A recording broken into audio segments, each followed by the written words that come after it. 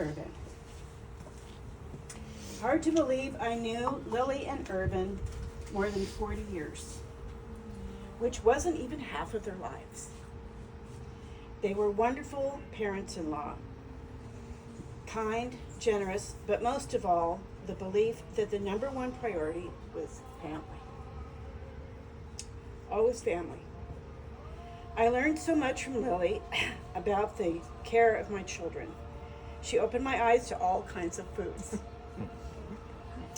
I grew up eating 5-can casserole and iceberg lettuce. Little did I know about the pleasures of soup, garlic, and cake.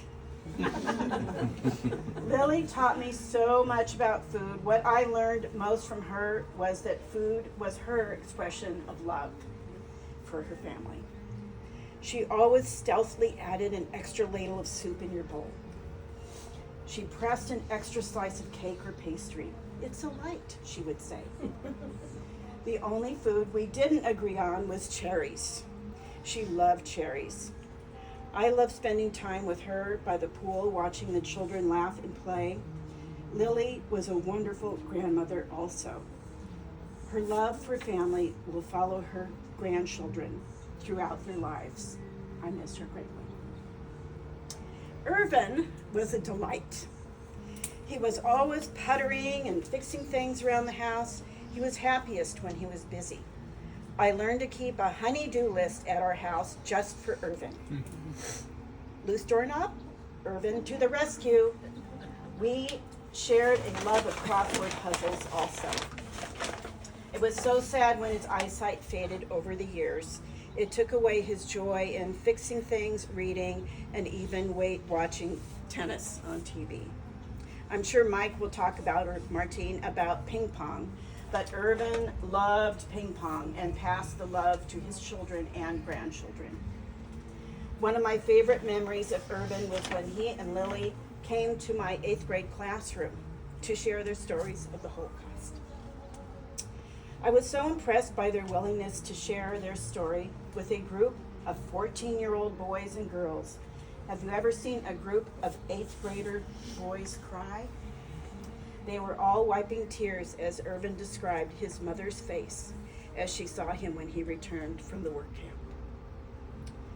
Those children, who are adults now, will never forget Irvin's story of survival or Lily's horror and anger to find her mother had been taken by the Nazis. Thank you, Lily and Irvin, for your willingness to share yourselves. Let's be honest, Irvin had no gatekeeper.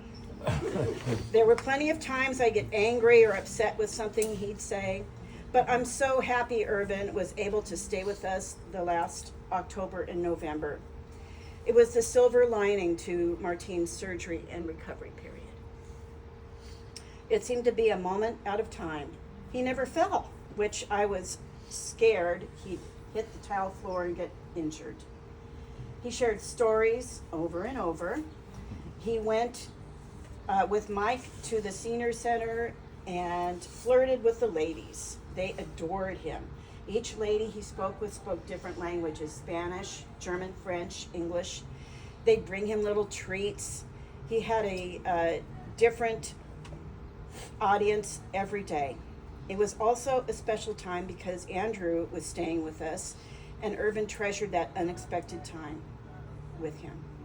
I'm so thankful we had that special time with him. Now, I want to talk about how much Irvin loved you, Martine. He loved you so much. He worried about you all the time. He asked about you every day. He'd talk about what a wonderful woman, great woman you are, what a wonderful mother you were and continue to be. He'd talk about what great care you took of Lily in her dementia and loving care of himself. Thank you, Martine, for your care and devotion to your parents over the years. I know it wasn't easy at all, but your love for them shone through the years.